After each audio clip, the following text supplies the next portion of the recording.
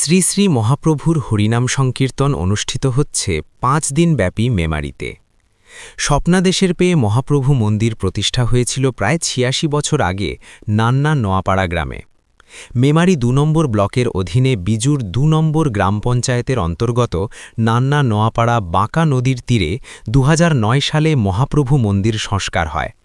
তারই পর থেকে ধুমধাম সহকারে নিয়মনিষ্ঠা মেনে মহাপ্রভু বাৎসরিক পুজো, হরিনাম সংকীর্তন, লীলা কীর্তন ও বাউল গানের মধ্যে দিয়ে এই অনুষ্ঠানের সমাপ্তি হবে বলে জানালেন মন্দির কর্তৃপক্ষ তথা সেবায়িত সদস্যরা।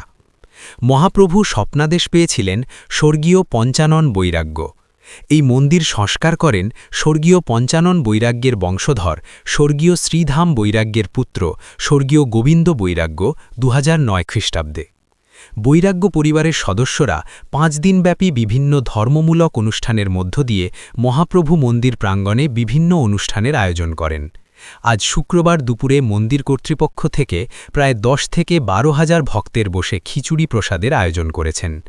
আজ শুক্রবার সন্ধ্যায় লীলা কীর্তন পরিবেশন হবে এবং আগামীকাল শনিবার বাউল গানের মধ্যে দিয়ে বার্ষিক অনুষ্ঠানের সমাপ্তি হবে বলে জানালেন মন্দির কর্তৃপক্ষ।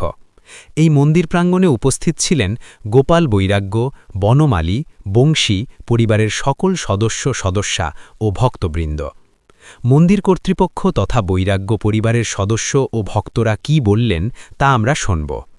মৃত্যুঞ্জয় যশের রিপোর্ট, দেবীপুর সংবাদ। আজকে আমাদের কোন জায়গায় অনুষ্ঠান হচ্ছে এবং কি পরিপ্রেক্ষিত? এটা নান্না নপাড়া মহাপ্রভু মন্দির। এই মন্দির প্রতিষ্ঠা করেছিলেন কি?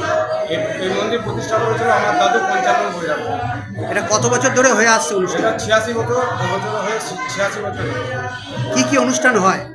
আমাদের ২৭শে মাঘ অধিবাস হয়েছে, ২৮, ২৯ হরিনাম সংকীর্তন, ৩০শে মাঘ মহাপ্রভু অন্নক্ষেত্র, রাত্রিরে লীলা কীর্তন, ১লা ফাল্গুন বাউল গান হয়ে সমাপ্ত।